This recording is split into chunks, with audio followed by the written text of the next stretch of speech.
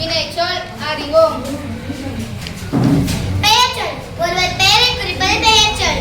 வினைச்சொல் ஒரு செயலை குறிப்பது வினைச்சொல். மயில் ஆடியது ஒன்றை மட்டும் குறிப்பது ஒருமை சொல். மரம் பூ காய் குறிப்பது பன்மை சொற்கள். மரங்கள் பூக்கள். விருந்தினை சொற்கள் மனிதர்கள் மற்றும் கடவுள்களை குறிப்பது விருந்தினை சொற்கள். சொற்கள் என்பது மனிதர்கள் கடவுள்கள் அல்லாத சொற்கள் அக்னிமை சொற்கள். மரம் மரங்கள் பூக்கள். மூவிட பெயர்கள் தன்மை முன்னிலை படர்க்கை. தன்னை மட்டும் குறிப்பது தன்மை. நான் நாங்கள் நான் பாடம் படிக்கிறேன். முன்னால் என்று கேட்பவரை குறிப்பது முன்னிலை.